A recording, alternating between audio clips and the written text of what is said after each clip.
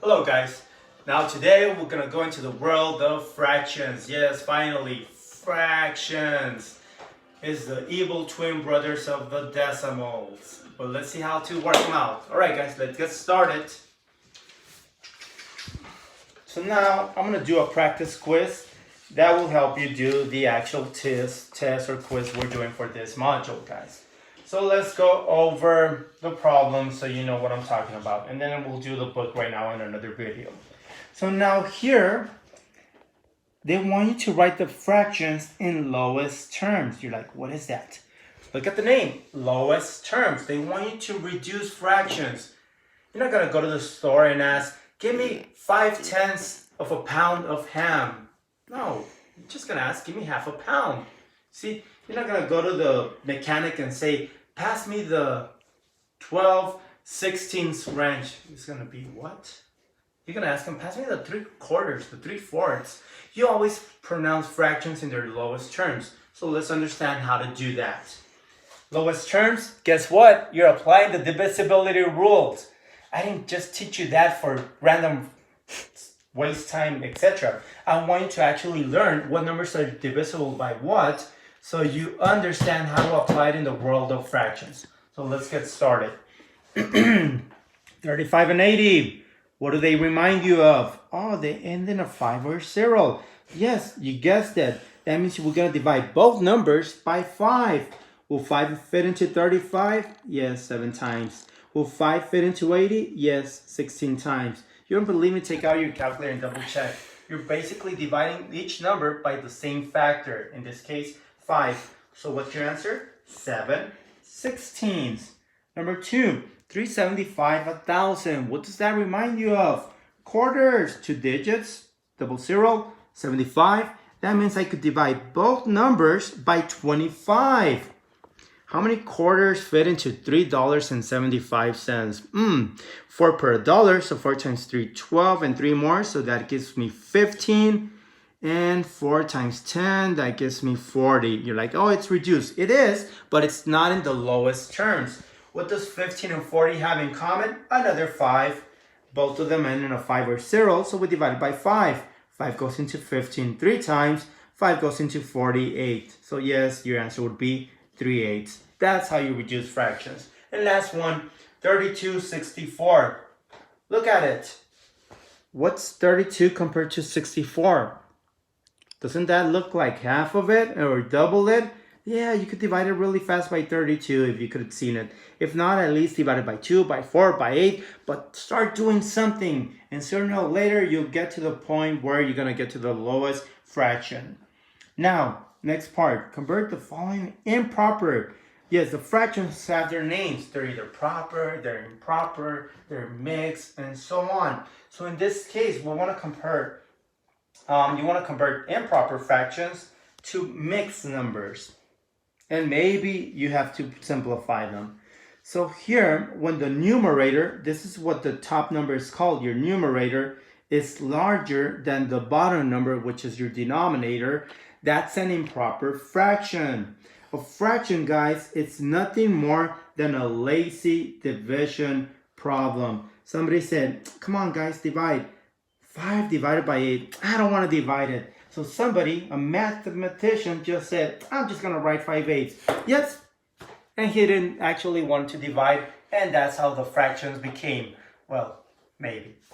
But that's how you could write them. It's just a lazy division problem. So what I'm trying to point out, if we divide 19 divided by 7, will 7 fit into 19? Yeah, twice. That gives us 14, remainder 5.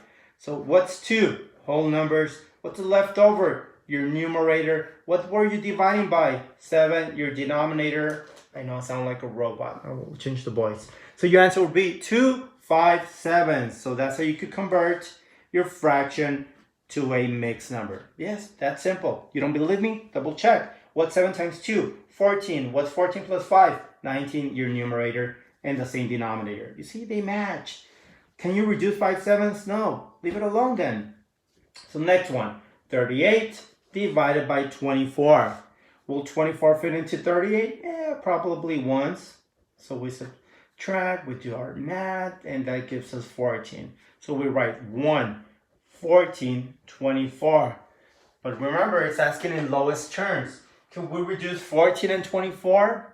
Yeah, or they're even numbers. So for sure by 2. So half of 14, 7. Half of 24, 12. Can you reduce that more? No, I doubt it. So your answer would be 1, 7, 12. What do I say? I doubt it because they don't have anything in common. They're not factors of 2, 3, 4, 5, 6, 7, or 8, 9. Apply your divisibility rules. All right, 6. We have 50 16s. 50, numerator inside, 16, denominator outside.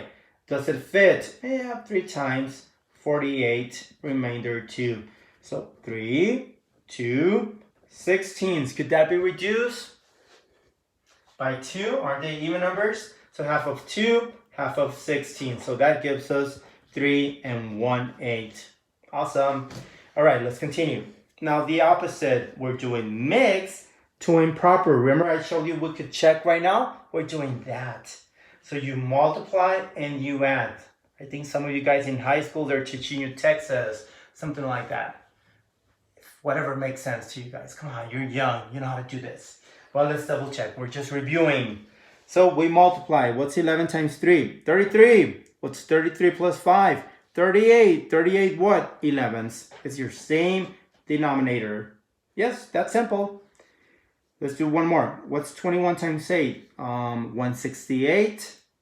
Remember, you multiply first and then you add. 168 plus 1 plus 7. I believe that's 175. 175 what? Same denominator, 175 over 8. Or more. 32 times 3, 96. Plus 1, 97. What? Thirds. Yes, that's it. Don't break your head. That's how you do them. Let's continue. Next section, LCD. No, it's not a drug, guys. It's LCD. Lowest common denominator. I didn't say LSD. I said LCD. So here we have to find what's a common denominator between those numbers. Yes, again, you could apply the divisibility rules. Example, 8 and 12. You do a little upside down T-chart. Yes, that's simple. And what would 8 and 12 have in common? 4. So you put that number outside and we divide. Will 4 fit into 8? Yeah, twice. Will 4 fit into 12? Yeah, 3 times. Do they have anything else in common? I doubt it. So you multiply. 2 times 3 times 4. What's 2 times 3? 6. What's 6 times 4? 24. Your answer. So again, you multiply everything. In what order? I don't care. You could have done 4 times 3, 12. 12 times 2, 24. Just do it, guys. And trust me, that would be your common denominator. The lowest common denominator. Because there's millions and combinations of denominators. But I'm looking for the smallest.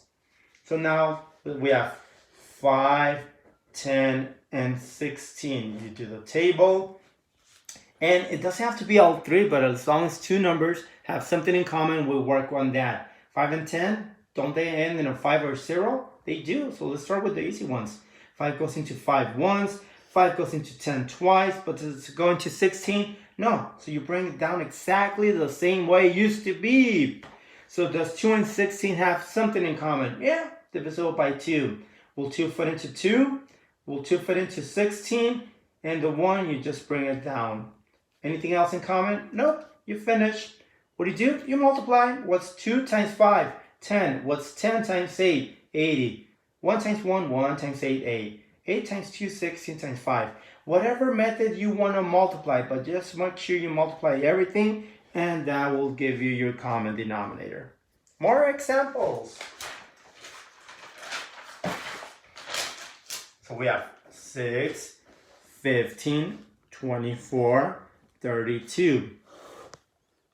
Upside down table. 6, 15, and 24 seem like factors of 3. 3 goes into 6. 1 plus 5, 6. Divisible by 3, 5 times. 2 plus 4, 6. Divisible by 3, 8 times. But not into 32, so we bring it down. Anything else in common? Oh, they're even. So let's divide them by 2. Half of 2, half of 8, half of 32. What about 5? Bring it down. 4 and 16 divisible by 4. Keep on going. 1 and 4. Doesn't? It doesn't. So you just bring it down. What do? You multiply everything. Everything on the bottom times everything on the right side. What order? I don't care. 5 times 4, 20. 3 times 2, 6. 6 times 4, 24. 24 times 20. 0. 2 times 4, 8. 2 times 2, 4. Yes, your answer would be 480. That's how you get the common denominators. Doesn't have to be small numbers. Whatever you get, that's your denominator. But just double check. Let's finish this page, guys, and we'll do right now the second part. 13.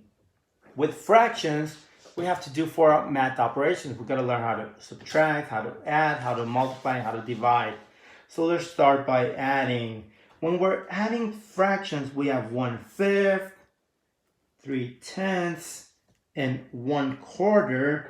The goal is to find the common denominator. Yes, the thing we just learned how to do with those numbers. What would be the common denominator between 5, 10, and 4? You're like, I don't know. Do the table. 10, 5, 4. What does 4 and 10 or 5 and 10 have in common? Oh, they're divisible by 5. 2, 1, 4. What does 2 and 4 have in common? Oh, they're factors of 2. 1, 2, bring it down. Oh, I multiply. What's 1 times 1? 1. What's 1 times 2? 2. 2 times 2, 4. 4 times 5, 20. So guess what? 20 would be the common denominator of all those fractions. Now here's where it gets interesting. Follow me. Don't get lost. You want to divide. How many times will 5 fit into 20? You're like, I don't know. Divide. 5 goes into 24 times. Oh, okay, cool. I found it. You find that factor and you multiply by your numerator. 4 times 1, 4. Next number. How many times will 10 fit into 20? You're like, I don't know. We'll divide.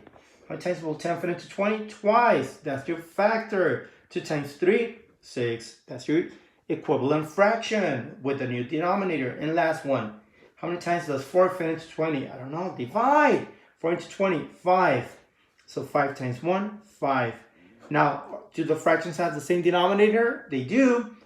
Now, can we add them up? What's 4 plus 6? 10. What's 10 plus 5? 15. 15 what? 20th. That's cool. That's the answer. But guess what? Remember what we did earlier? You got to reduce. Can we reduce 15 over 20? Yeah. We could divide them by 5. Will 5 fit into 15? 3 times. Will 5 fit into 20? 4 times. So what's the correct, simplified, nice answer? 3/4. Yes, I'll mark it wrong if you don't reduce when you're taking your test, guys. All right, the last one. This time we're subtracting.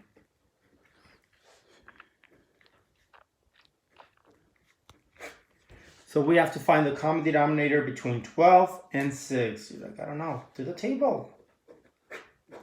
Oh, they're divisible by 6. Oh, 2 times 6 is 12. Oh, cool. Both of them fit into 12. Yes, that's your common denominator.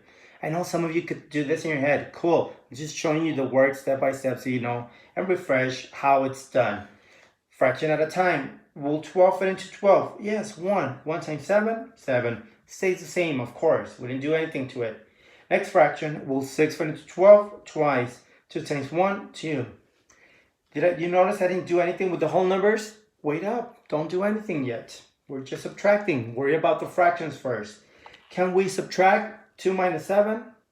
2 from 7? Subtract 7 twelfths minus 2 twelfths? Yeah, you could. You get 5 twelfths. Can we go back and subtract the whole number? 7 minus 3, 4. 4 minus 1, 3. Can you reduce? No. So your answer would be 34 whole numbers, 5 twelfths. That's it. That's simple. That's a little bit what I want you to learn on the fractions. Let me upload that video and then I'll show you the second part in a couple of minutes. Thank you, guys.